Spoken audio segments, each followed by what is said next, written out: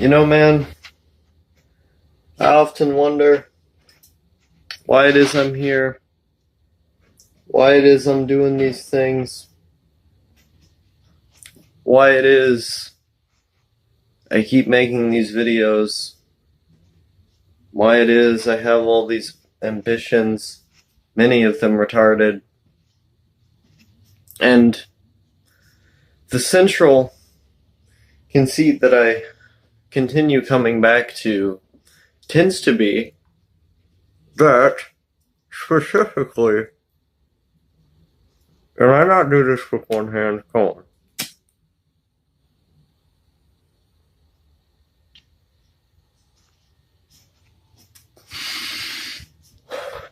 That the aesthetic tends to be paramount. That regardless, I'm going to care about the aesthetic the most in anything that I'm doing. So I tend to think about, well, what lifestyle is aesthetic?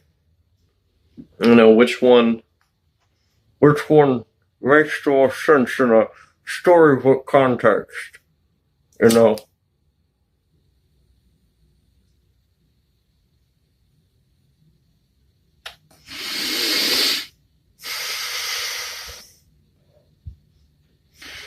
So, when it comes to that, I think, well, I want to learn Vietnamese and so on and so forth. Because at least when I know that, I can take this kind of worldview that those other people have, their aesthetic, and I can use it as my own. I can use it as my own advantage. I can take a bit of their culture, and it enriches my own identity by knowing that a part of their culture is now a part of me. Granted, in a disconnected form, but regardless, it's something that I can connect with and that, becomes part of me by knowing them. That it becomes part of me to understand a certain way that they're thinking. And that's part of why I really love language learning. Like, even though I'm not terribly consistent at it and I tend to go all over the place, I will still find myself spending 4 hours a day just reading text in another language and then looking up words in it. There's lots of Russian words and so on and so forth that I remember, despite not actively studying Russian, because the heart was what mattered. The heart of the language, the heart of the matter, the heart of the fact that I'm doing it, And, I consider myself a purveyor of the heart. I'm not necessarily a purveyor of logic, knowledge, or doing things in a structural manner. I am a purveyor of the heart. And, when you look at me, it kind of makes sense.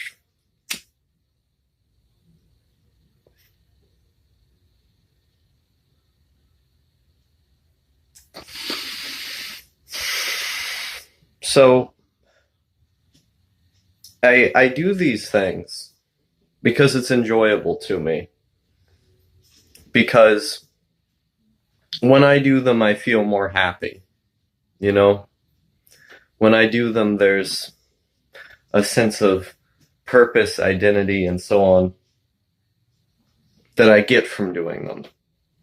That by looking at myself, I feel that I'm more well-rounded and interesting by the fact that I, had done those things. That emotionally, the image of who I am, the story, the narrative that I continue thinking about in my head of who is Infinite Outlaw, it tends to reflect more positively in an emotional manner when I do the things that I do. And so, like, when it comes down to these things, why I want to learn a language and so on versus why I don't want to learn programming, the reason why is because one reflects well on my emotional health, one makes me feel good to do, makes me feel good to think about, Whereas the other I find entirely rote and boring. Nothing that really like the aesthetic of being a programmer, right? That I find that aesthetic very interesting and cool. I'm gonna put this pipe down. I find that aesthetic very interesting and cool, but I only really care about designing websites. Like, I think HTML and stuff like that is pretty fun, pretty cool. But I don't particularly care about like game design and things like that. Something like, you know, uh, Alex Horatio, who's been on a number of podcasts with me, would care about. He tends to be interested in it because he's just obsessed with like the structural math element. I don't give a fuck about any of that. Um, I think there's too many various complicated elements. HTML is cool because I can make a NeoCities account, and I can fucking, sit there and try and conjure up some kind of 90s looking website and everything. That's where it becomes fun, is when you can make something that looks like it literally came out of the 90s. So the extent of my knowledge of HTML is always going to be, how can I make a website look like it's from the 90s? And then from then on, I just don't give a fuck. It's personal interest. It's emotional interest. Why the fuck have I been on this channel for so long? Why have I continued doing this? Because on an aesthetic level, something I can identify with. It's something I feel good knowing that it's a part of me. And sometimes I question whether or not it's one of the only things I truly enjoy. So this kind of projecting an identity, making yourself, your image, your internal image, the way you feel about yourself, making sure that that picture is all clear and you can kind of see that wow, I've done all of these things and it feels so good to know that's me. But at the same time, you enjoy doing those things as well. And that kind of is part of the identity. I think about this a lot. I think about, like, why is it that I continue doing these things, if not for legacy, which I do firmly believe that, I don't use the term legacy directly, but I believe that we should die with honor, and that when we die, we should remember back on all the positive things we've done for other people's lives and all the accomplishments we've made and that shit. Obviously, I need to be catching up on doing that better, because at this point, I've quite negatively affected quite a few people's lives. That's what I'm trying to reverse with each new person that I meet. I want to make sure that I have a positive impact, make sure that people remember me positive, things like that. Know that I've made other people's lives better is what I want to do. And so when it comes to trying to remember, trying to remember back to the life that you've had, a lot of it just comes down to wanting to be satisfied when you die. It's not about what happens after death, because what happens after death is irrelevant. It's black. Your consciousness is gone, your senses are gone. So why does it matter what happens to you after you're dead? What happens to your legacy after you're dead? What matters instead is, in the moment, you want to be able to feel comforted, to know that you were a cool guy, and to know that, yeah, maybe kinda you would have an effect after you're dead, but that part shouldn't really concern you as much, I don't think. So I always think about this Yugoslav girl. She died when she was 17, in when the Nazis were killing a bunch of people over there, and she was a communist, and she was in this group, this rebel communist faction, And I can't remember the exact quote, but she said something like, basically, for her life, she could give up the names of the organizational structure within the rebel movement, or she could die, and she chose to die. Um, Something she told the Nazis was like, "My comrades will."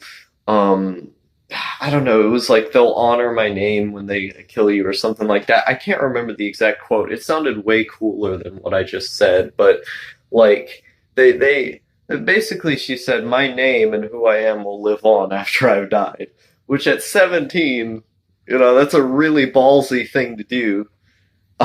You're literally giving up your life for your own people, for the freedom of your own people from this oppressive imperialist power.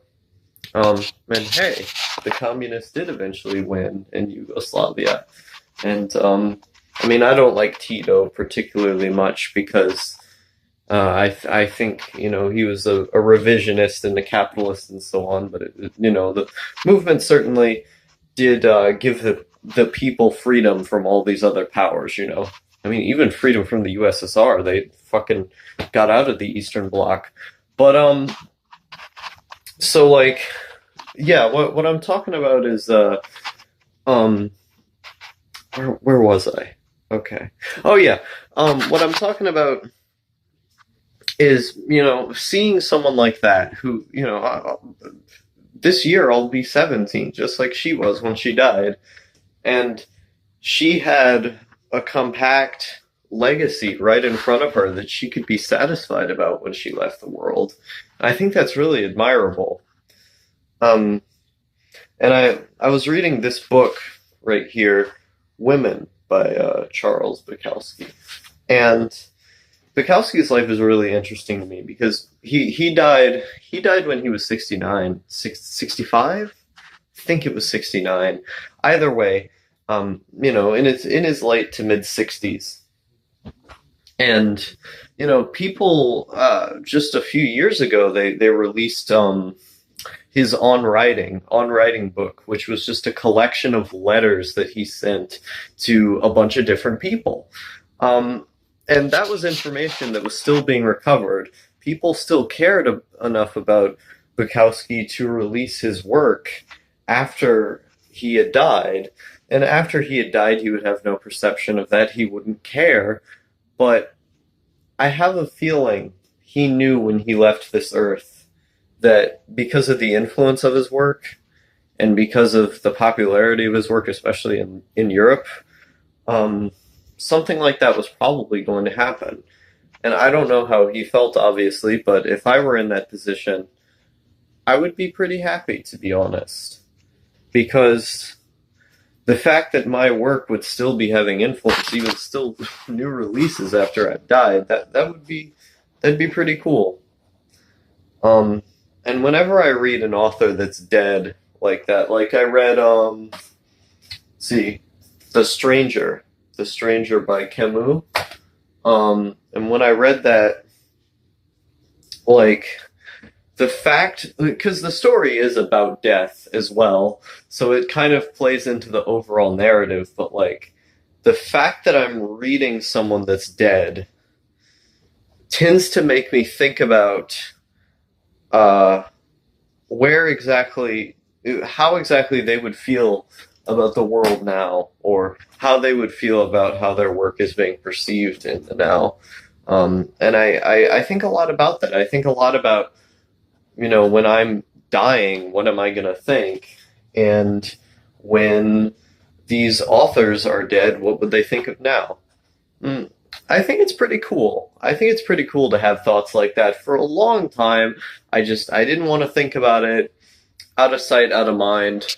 But I think it's important to kind of hone your legacy and appreciate that legacy for what it is.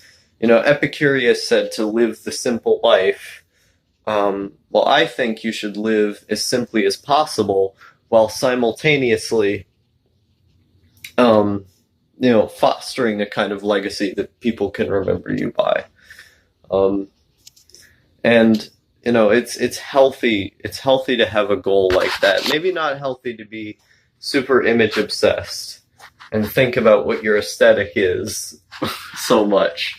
Um, and I do think a lot about that. That's how I am. It's part of my personality. I think about, like, on an aesthetic level, is my lifestyle and is what I am aesthetic? You know, that's just how I think. That's how I perceive the world. But the responsibility dawns upon me when I have to realize that if you think too much about that, if you exude an aesthetic in a very, like, overabundant type of way, then it can have very real negative effects on you. You know, it can fuck things up. So you have to not be self-absorbed, but you can still do things because they feel good emotionally. That's the core of why I'm making this video, and that's the core of why you should do stuff that makes you happy. Or if something doesn't make you happy, find a way to do it in a way that makes you happy. I don't think there's any point in toiling away at computer programming if you don't like computer programming fundamentally. I tried it so many times back in the day, I did not like it. But what I do like, memorizing words, reading in other languages, and then looking up the words and shit, or learning alphabets, stuff like that. It's really fun to me. And if it's not fun, if it's something that's just like, why am I doing this right now? Those things I tend to get over with time, like repetition, a lot of repeated listening to phrases, which I don't tend to do that. That's like vocabulary memorization. That's fucking retarded. Because the vocabulary memorization, the problem with it is that, like, when you sit there and you try to think about, I'm going to know these strings of words, I'm going to know these phrases, well, that's really just putting it in your short-term memory. The way you get stuff in your long-term memory is by immersing yourself into it.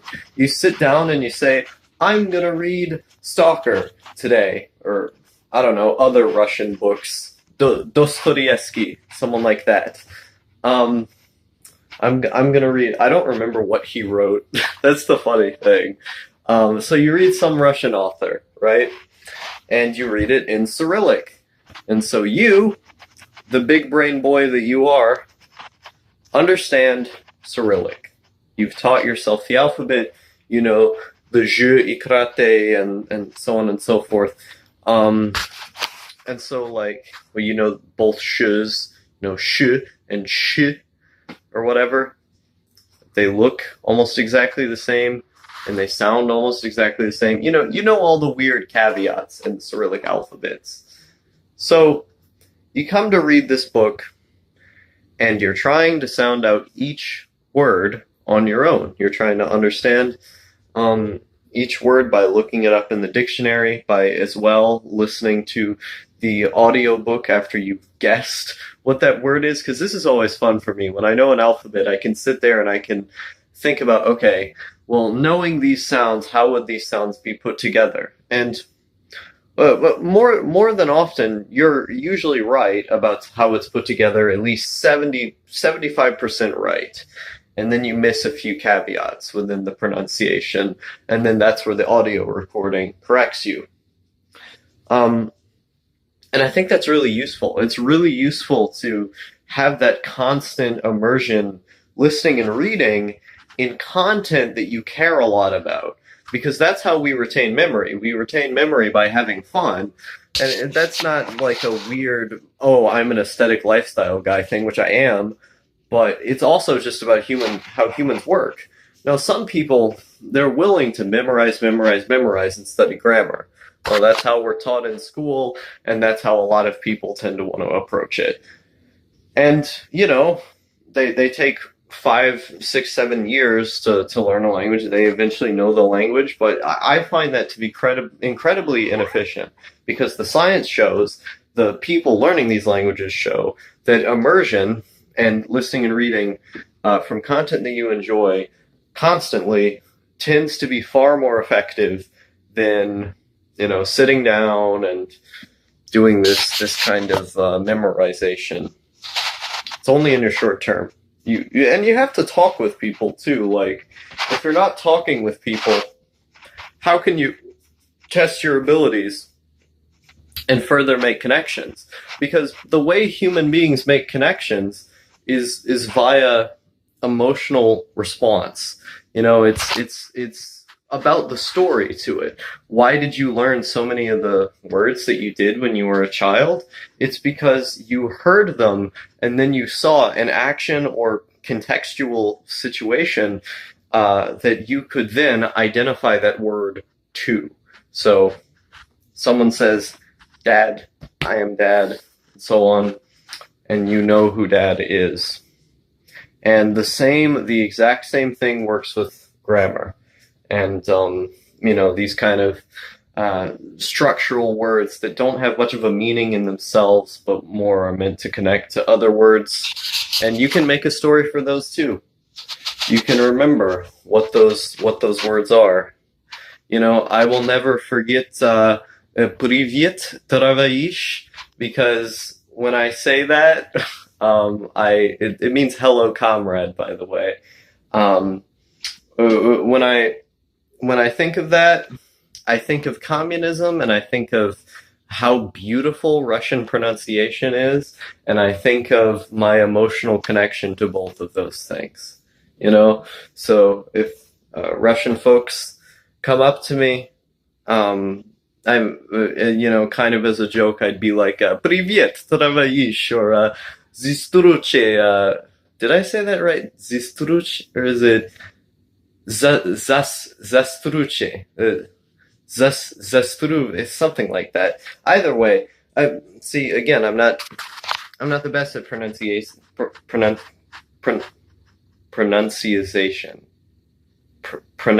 Pronouncing stuff, So if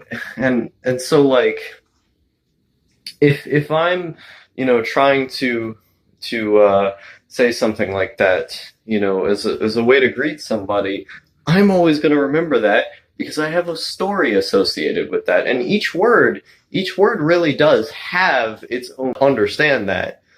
And so yeah, what I'm saying is do stuff because it's fun, do stuff because it makes you happy, and concern yourself about legacy, but don't be too sad about death, because death is an integral part of life and stuff.